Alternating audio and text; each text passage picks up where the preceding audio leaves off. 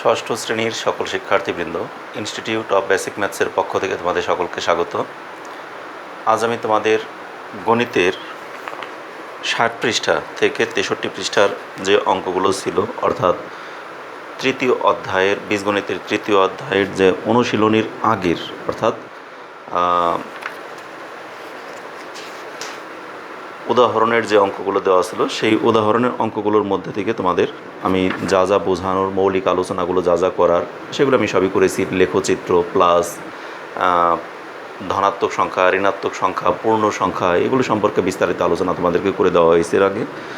এরপর দেখো 60 পৃষ্ঠায় তোমাদের বেশ কিছু কাজ দেওয়া আছে। এখানে 3.2-এর 60 পৃষ্ঠার 3.2-এ একটি বক্সে কতগুলো কাজ দেওয়া আছে, সেগুলো আমি গত ক্লাসে তোমাদের করে দিয়েছি।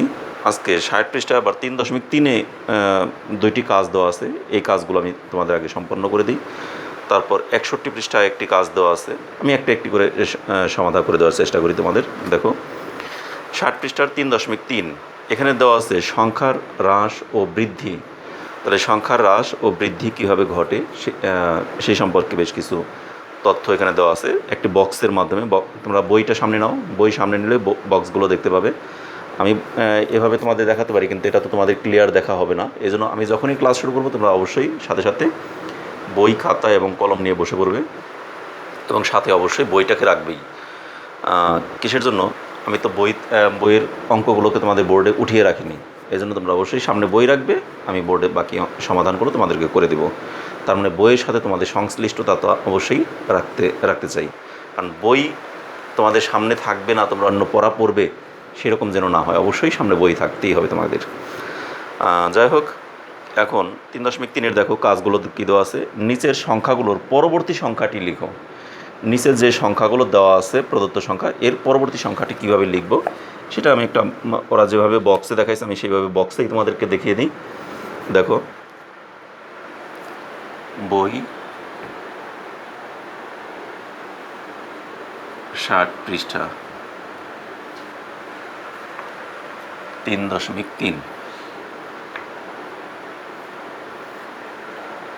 কাজ। দেখো নিচের সংখ্যাগুলোর পরবর্তী সংখ্যাটি লেখো। তাহলে আমরা লিখবো কি? এটার উত্তরটা লিখবো নিচের সংখ্যাগুলোর পরবর্তী সংখ্যাটি লেখা হলো। তাহলে আমরা লিখবো নিচের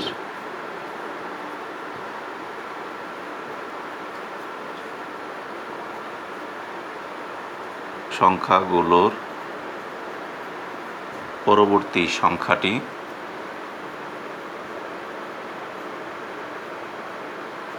লেখা হলো। হলো কারো দিতে পারি না, হলো শুধু।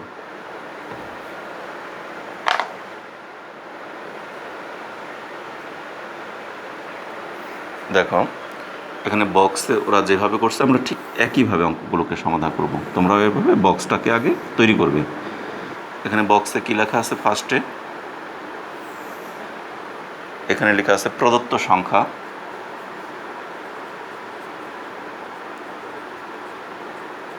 আর এখানে লেখা আছে পরবর্তী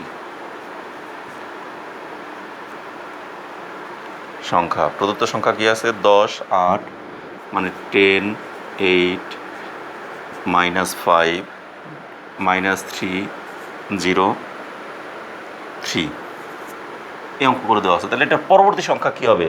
আমরা লেখচিত্রে কিন্তু সেই জিনিসগুলো তোমাদেরকে শিখিয়ে আসছি। তাহলে 10-এর পরের সংখ্যাটি, অর্থাৎ পরবর্তী সংখ্যা মানে বৃদ্ধি।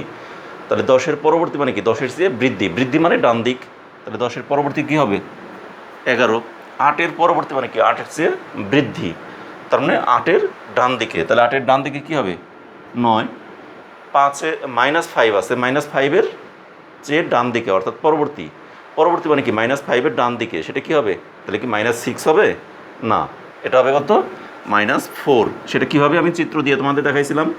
এখানে মনে করো 0, -1, -2, -3, -4, -5।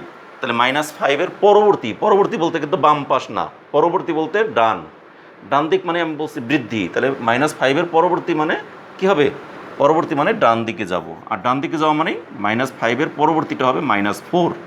এখানে কিন্তু তোমরা ভুলটা করতে পারো, এই মাইনাসের দিকটা এসে এই ভুলটাকে দেখানোর জন্য আমি কিন্তু চিত্রটা আঁকতে হলো, না হলে কিন্তু চিত্র আঁকতাম না। যেমন 10 এবং 8-এর ক্ষেত্রে কিন্তু চিত্র আঁকি নেই। আমরা জানি 10-এর পরবর্তী মানে 10-এর চেয়ে বৃদ্ধি কত 11, 8-এর চেয়ে বৃদ্ধি মানে 9।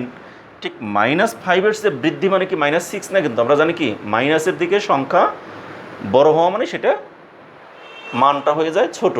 তাহলে এখানে -5-এর চেয়ে আমাদের বৃদ্ধি মানে তাহলে -4 হবে, তাহলে এখানে -4। ঠিক একইভাবে -3-এর চেয়ে পরবর্তী সংখ্যা কত হবে, তাহলে -2। দেখো -3-এর পরবর্তীটা কোনটা, -2 না, আমি যেখানে চিত্র তোমাদের দেখিয়ে দিলাম।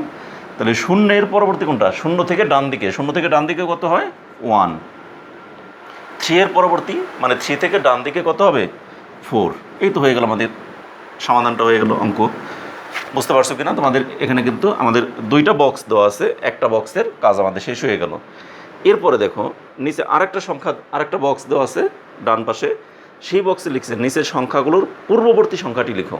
তাহলে পূর্ববর্তী মানে কি, পূর্ব মানে আগেরটি, আর পরবর্তী তো পরেরটি, আর পূর্ববর্তী মানে তার আগের সংখ্যাটি। তাহলে আগের সংখ্যাটি কত হবে সেটা আমাকে বের করতে বলছে। তাহলে এখানে আমরা ওই একই কাজ করবো, আবার পরেরটা লিখে ফেলি। দেখো পরবর্তী কাজটা, নিচের সংখ্যাগুলোর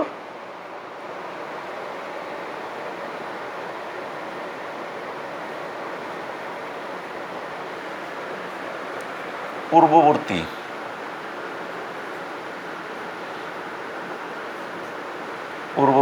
সংখ্যাটি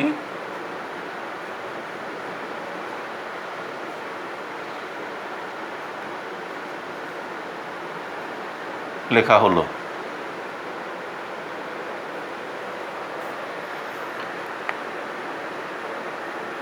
ঠিক আছে, তাহলে এখানে আমরা ওই বক্সটাকে আবার সেই আগের মতোই বক্স বানাবো একটা। সেই বক্স বানিয়ে এখানে লিখব কি, প্রদত্ত সংখ্যা,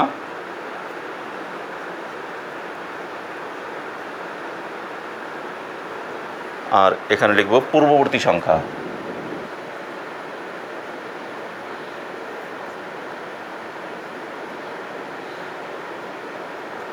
তাহলে প্রদত্ত সংখ্যা কী দেওয়া আছে, 10 8 3 10 8 3 0 -3 -6। তাহলে 10-এর পূর্ববর্তী মানে 10-এর আগের সংখ্যাটি কত ছিল, 10-এর আগে ছিল 9। 8-এর পূর্ববর্তী মানে 8-এর আগে কি ছিল 7। 3-এর পূর্ববর্তী মানে 3-এর আগে, আগে মানে কি বাম পাশে, সবগুলোরই আগে মানে বাম পাশ, মানে 10-এর বামে ছিল 9, 8-এর বামে ছিল 7, 3-এর বামে ছিল 2, 0-এর বামে কি ছিল, 0 থেকে বাম দিকে আসলে আমরা কি মাইনাসে চলে যাই, 0 থেকে ডান দিকে গেলে প্লাসে। তাহলে 0-র বাম পাশে কী ছিল -1। ওইরকম -3-এর বাম দিকে আরও কী হবে, আমরা যতই বামে যাব ততই সংখ্যাটা বাড়তে থাকবে, কিন্তু সংখ্যার মানটা কমতে থাকবে। সংখ্যাটা -3 থেকে -4 হয়ে গেল। আবার -6 থেকে আরও বাম দিকে গেলে তখন কী হয়ে যাবে -7। এগুলো কিন্তু চিত্রে তোমাদেরকে আগেই দেখাইছিলাম। যেমন এই যে -3 ছিল, এখানে -3 থেকে বাম দিকে আসা মানেই চিত্রে এখানে দেখো -3 থেকে বাম দিকে পূর্ববর্তী মানে আগের সংখ্যাটি মানে বাম দিকে, তাহলে -3 থেকে বাম দিকে আসা মানেই -4। একইভাবে যদি -6 এখানে ছিল, 6 থেকে আরও বামে আসলে -7। ক্লিয়ার? তাহলে এভাবে আমাদের চিত্রটা এঁকে দিলাম, বক্সটা এঁকে দিলাম, হয়ে গেল আমাদের। তাহলে আমাদের কাজ একটা শেষ হয়ে গেল, আরেকটি কাজ হয়ে গেল। আমি মাঝখানে চিত্র দিয়ে তোমাদেরকে এটা বুঝিয়ে দিলাম, কিন্তু চিত্র কিন্তু তোমাদের দরকার নাই, তোমাদের শুধুমাত্র সংখ্যাটাকে এখানে লিখতে বলছে। তাহলে সংখ্যাটাকে এখানে লিখে দেবে, শেষ। এটা আমাদের তাহলে 60 পৃষ্ঠায় যে কাজগুলো দেওয়া ছিল সেগুলো আমাদের কিন্তু কমপ্লিট হয়ে গেল। এবার আসে আমরা 61 পৃষ্ঠায় বেশ কিছু কাজ দেওয়া আছে, সেই কাজগুলোকে দেখাই। তাহলে এগুলো মুছে দিলাম আমি, এগুলি তোমরা তুলে নাও। আশা করি সবার তোলা হয়েছে, আমি এগুলো মুছে দিলাম এবার।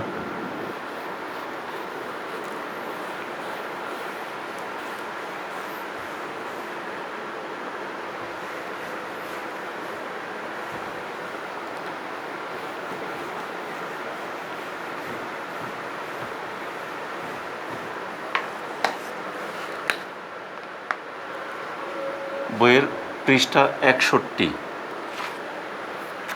এখানে কাজ হলো 3.4। 3.4-এ যে কাজগুলো দেওয়া আছে সেটা দেখো। এখানে কাজ আমাদের কী দেওয়া আছে, নিচের শব্দ যুগল যুগল মানে কি দুইটি বা জোড়া, তাহলে নিচে এক জোড়া শব্দ দেওয়া আছে, মানে দুইটি শব্দ দেওয়া আছে, এই শব্দ দুইটির সম্পর্কে ব্যাখ্যা করো। মানে এই দুটি শব্দ দিয়ে আমাদেরকে কী কী ব্যাখ্যা হতে পারে, কী কী আমরা এখানে লিখতে পারি, সেই লেখাটা আমাদের লিখে দিতে বলছে। যেমন 1 নম্বরে আমাদের বলছে প্রথমটি জমা খরচ। এখন জমা বলতে কি? জমা বলতে কোনো কিছু বৃদ্ধি পাওয়া, মানে এখানে বাড়ানো, সংখ্যায় বাড়ানো হয় বা পরিমাণটাকে বৃদ্ধি করা হয়, পরিমাণটাকে বাড়ানো হয় জমায়। আর খরচ মানে তোমার পরিমাণটা কমে যাওয়া। আমার ঘরে যদি টাকা থাকে, আমার পকেট থেকে টাকা কমে যাওয়া খরচ। আমার ঘরে কোনো পণ্য থাকলে, মানে দ্রব্য থাকলে, সেই দ্রব্যটা খরচ হয়ে গেছে, মানে কমে গেছে। তাহলে এরকম যে কোনো দ্রব্য বলি, অর্থ বলি, যাই বলি, সবগুলি খরচ মানে কমে যাওয়া, জমা মানে বৃদ্ধি পাওয়া। এটা আমাদের মনে রাখতে হবে, এবং এগুলিকে আমরা কথায় লিখে দেবো শুধু। এবং একই সাথে আরও একটু কথা লিখতে পারি, যেহেতু সম্পর্ক ব্যাখ্যা করতে বলছে, তাহলে পরিমাণ বৃদ্ধি পাওয়া, পরিমাণ হ্রাস পাওয়া, এটা লিখলাম। একই সাথে জমাকে পজিটিভ সাইন দ্বারা, অর্থাৎ কি প্লাস চিহ্ন দ্বারা চিহ্নিত করা হয়, এবং খরচকে মাইনাস চিহ্ন দ্বারা চিহ্নিত করা হয়। এই কথাটাকে আমরা লিখে দিতে পারি। মানে দুজনের মধ্যে কী কী সম্পর্ক, সেই সম্পর্কগুলো আমরা এখানে উপস্থাপন করবো, আবার তুলে ধরবো, এটি আমাদের কাজ। এরপর দেখো ভরা খালি। ভরা মানে কি? তাহলে আগে ওইটা লিখে নিই, তারপর ভরা খালিটা পরে যাই। তাহলে এখানে আমাদের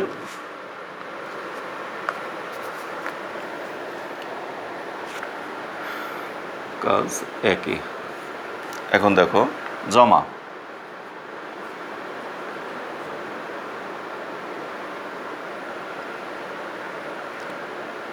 আচ্ছা একসঙ্গে লিখি, জমা ও খরচ শব্দ দুইটি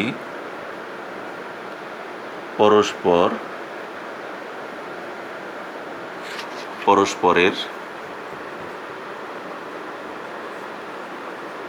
বিপরীত।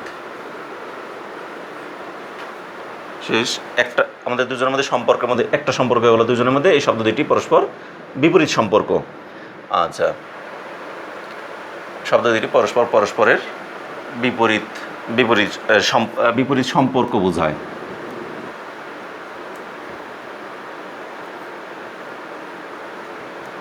এবার আরেকটা লিখি আমরা, জমা দ্বারা পরিমাণ।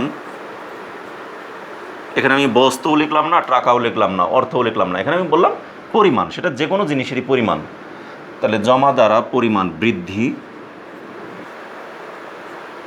এবং খরচ দ্বারা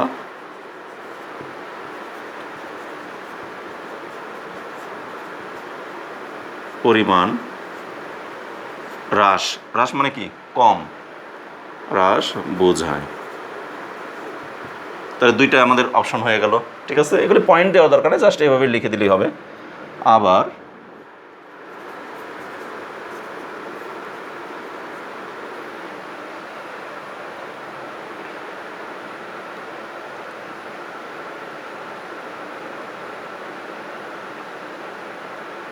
জমাকে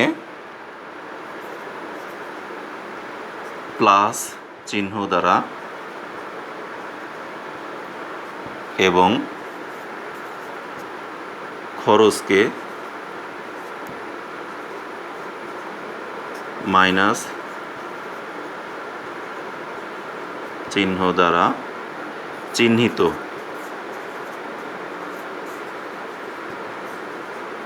করা হয়। তাহলে আমাদের কি বলছে? এগুলোর মধ্যে সম্পর্ক ব্যাখ্যা করো। তাহলে আমাদের সম্পর্কে তিনটা সম্পর্ক দিয়ে দিলেই হলো। তাহলে 1 নম্বর সম্পর্ক আমরা কি দিলাম? জমা ও খরচ শব্দ দুইটি পরস্পরের বিপরীত সম্পর্ক বোঝায়। জমা দ্বারা পরিমাণ বৃদ্ধি এবং খরচ দ্বারা পরিমাণ হ্রাস বোঝায়। তাহলে দুইটা গেল। 3 নম্বর এবার আবার জমাকে পজিটিভ চিহ্ন দ্বারা এবং মানে প্লাস চিহ্ন দ্বারা এবং খরচকে মাইনাস চিহ্ন দ্বারা চিহ্নিত করা হয়। এই তো। তাহলে এরকম তিনটা সম্পর্ক আমরা দেখাই দিয়ে দিলাম, তোমরা এইভাবে করেই লিখে দিবে। অবশ্য উপরে আরেকটা লাইন এখানে তোমরা লিখতে পারো, নিচে জমা ও খরচের সম্পর্ক ব্যাখ্যা করা হলো। নিচে জমা ও খরচের সম্পর্ক ব্যাখ্যা করা হলো। নিচে জমা ও খরচের সম্পর্ক ব্যাখ্যা করা হলো। এটা লিখে তারপর তুমি এই কথাগুলো লিখে দিতে পারো। তাহলে আমাদের এটা কিন্তু হয়ে গেল। এবার এর পরবর্তীতে আরেকটা জোড়া শব্দ দেওয়া আছে, মানে শব্দ যুগল যেটাকে বলি, ভরা এবং খালি। একদম এখানে যা যা লিখছি হুবহু তাই লিখবে, শুধুমাত্র জমার জায়গায় লিখবে ভরা এবং খালির জায়গায় লিখবে কি, খরচের জায়গায় লিখবে খালি। এইটুকুই ডিফারেন্স। তাহলে এখানে আমরা লিখবো কি, নিচে ভরা ও খালির সম্পর্ক ব্যাখ্যা করা হলো। দেখো উপরে আমি যা লিখছি তাই। এবার জমায়ের জায়গায় কি লিখবো আমরা, ভরা ও খালি শব্দ দুটি পরস্পরের বিপরীত সম্পর্ক বোঝায়। এরপর লিখব ভরা দ্বারা পরিমাণ বৃদ্ধি এবং খালি দ্বারা পরিমাণ হ্রাস বোঝায়।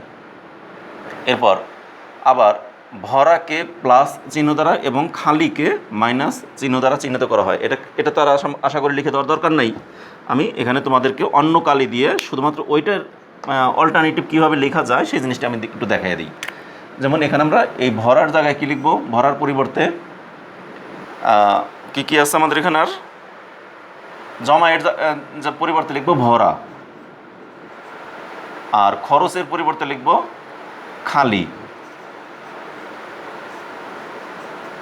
ঠিক একইভাবে এই জমায়ের জায়গায় লিখব ভরা, খরচের জায়গায় লিখব খালি, জমায়ের জায়গায় ভরা আর খরচের জায়গায় খালি। এখানেও ভরা, জমায়ের জায়গায় ভরা, খরচের জায়গায় খালি। আমার কিন্তু আর পুরাটা লিখে দেওয়ার দরকার নেই। তাহলে তোমরা এক নম্বরে এটা লিখলা ভরা এবং ফার্স্টে লিখলা জমা ও খরচের সম্পর্ক ব্যাখ্যা করো, এইভাবে লিখবা। এরপরে এই যে লাল দাগ দিয়ে যেটা দিলাম, খালি জমায়ের পরিবর্তে ভরা, খরচের পরিবর্তে খালি, যেখানে যেখানে লাল দাগ দিয়ে দিছি এইভাবে লিখবে। শেষ। তাহলে এটা আমাদের হয়ে গেল।